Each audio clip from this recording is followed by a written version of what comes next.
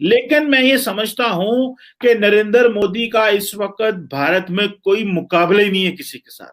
ठीक है जी। सो ये तो इतनी बड़ी ताकत बन गए नरेंद्र मोदी साहब, और मैं देख रहा हूं, और मैं हमें कभी नहीं समझना चाहिए कि इस आदमी से एनी पीस को प्रोसेस शुरू होगा। हाँ, राहुल गांधी आए, बेशक राहुल गांधी आए, और वो मुसलमानों के साथ जो इनकी रवायत है जो वो ठीक करे, और कश्मीर के बारे में बातचीत के लिए एंगेज करने के लिए जी। मगर ये आदमी के साथ कौन समझता है कि पीस आ सकता है? I think they must be mad, they are ignorant. क्योंकि बिहार जीता है और इमीडिएटली हार्ड एक्शन आपने लेना शुरू कर दिया अपने एक स्टेट में, असम है उस स्टेट का नाम, और वही चीज जो असम में हो रही है वही आप बिहार में करने वाले हैं।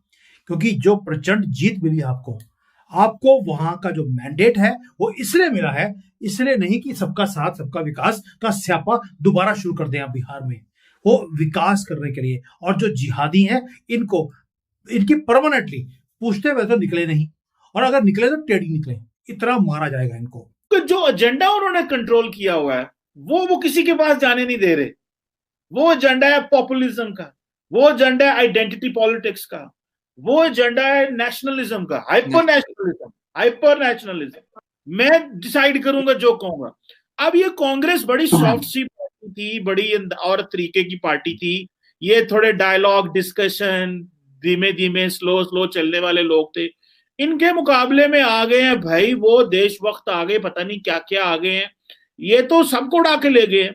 सो आप देखिए आइंदा सियासत क्या टर्न लेती है, नरेंद्र मोदी किस, जिन्होंने कहते हैं ना, किस पासे टेक देने, ये चेक करना है। अब उनका फॉल कैसे होता है, या तो फॉल होगा 2029 में, 2029 में जी, ठीक है, या तो फॉल होगा 2029 में। जब तक मोदी है जैस्मिन कुछ नहीं होने वाला है, जब तक मोदी है सिर्फ बदतर होने वाला है, और ये रुकेगा नहीं।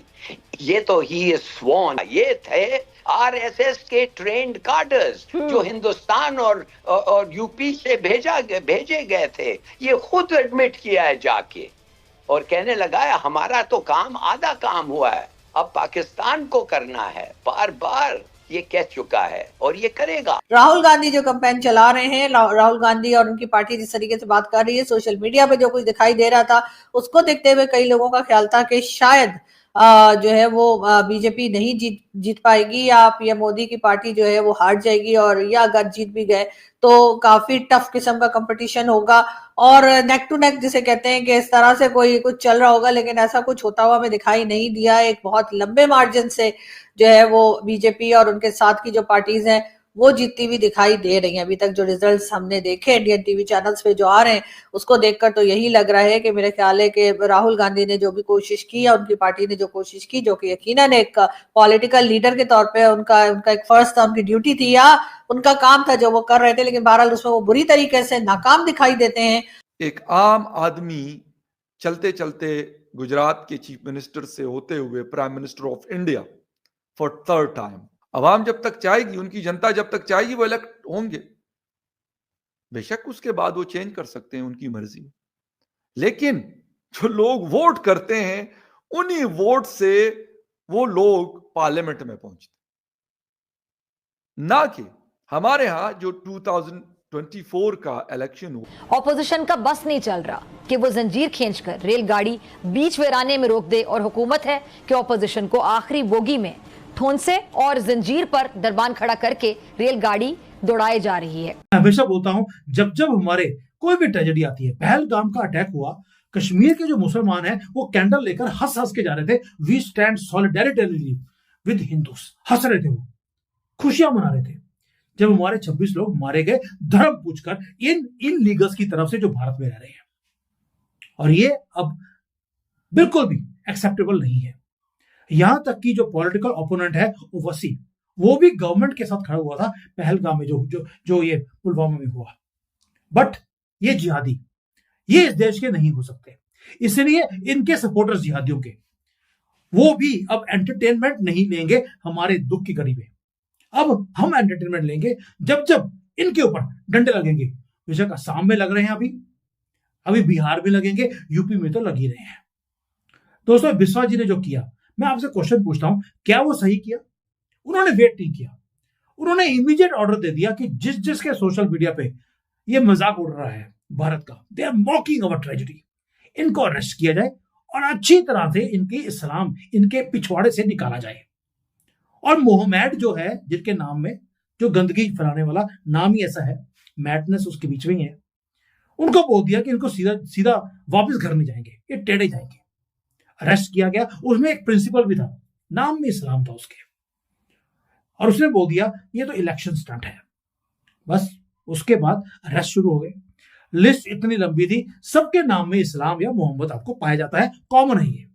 17 लोग पकड़े गए और मारा, यार क्या मारा है। And they are now charged for spreading hate speech. मुझे तो ये लगता है, बहरहाल इट्स एन इंटरेस्टिंग थिंग कि नरेंद्र मोदी जो है वो अगेन जीत गया। मैं कह रहा था कि नरेंद्र मोदी अब दुनिया में, अब देखें जब इंडिया के हवाले से बात होगी ना तो क्या बात होगी, उन्होंने कहना जी अच्छा मोदी साहब जो है वो इलेक्शन जीत गए, मोदी साहब इलेक्शन जीत गए। अच्छा इलेक्शन जीत गया, उन्होंने कहा जी बड़ा पॉपुलर बंदा है। अच्छा मोदी साहब को ये एडवांटेज है कि उनकी जो है ना जो जो अपोजिशन है, हुकूमत हो या अपोजिशन हो, दे ऑल बिलीव के जो इलेक्शंस हैं वो सारे के सारे हुए हैं, साफ हुए हैं, करप्शन कोई नहीं है, क्रेडिबिलिटी है इलेक्शंस की। सो हमारे यहाँ तो पाकिस्तान में इधर उधर इलेक्शंस की क्रेडिबिलिटी बहुत कम होती है, तो लेकिन ये जो उनको एडवांटेज है, ठीक है ना जी, कि जी इलेक्शंस की क्रेडिबिलिटी है, तो वो एवरीबॉडी विल बिलीव कि मोदी इज़ रियली जेन्युइनली जो है वो पॉपुलर शख्स है। मैं ये थोड़ी चाय भी साथ पी लूँ, मैंने सुबह की पी नहीं है। So I think this is what is necessary, what is being seen, कि इलेक्शंस की जो क्रेडिबिलिटी होना, इलेक्शंस की क्रेडिबिलिटी देखें बड़ी इंपॉर्टेंट है। इलेक्शंस की क्रेडिबिलिटी का जो ताल्लुक है that is on the structure and the construction और the establishment of an institution. जब आप इंस्टीट्यूशन बनाते हैं तो इंस्टीट्यूशन के अंदर क्या झोल रखते हैं। So if you want the institutions to be compromised और if you want institutions to serve the status quo, जो सोशलिस्ट पॉलिसी हुआ करती थी उसको इन्होंने अडॉप्ट कर लिया है, और उसके बाद जो है राष्ट्रवाद ने कास्टवाद को तोड़ दिया, और जो महिलाएं हैं, वुमेन एज अ बीजेपी की और प्रधानमंत्री मोदी की सबसे बड़ी शक्ति रही विमेन को, जो उन्होंने टारगेट किया, महिलाओं को टारगेट किया। इवन नीतीश कुमार जी ने महिलाओं को टारगेट किया। जो उनकी दारूबंदी की स्कीम थी कि आप दारू नहीं पिएंगे, भले वो दारू बिकती हो, मगर वो लोगों में, महिलाओं में एक ये सिक्योरिटी था कि भाई उन्होंने ये किया है हमारे लिए और हमको जो है वो लॉयल्टी है, पैसा दे रहे हैं। तो विमेन एक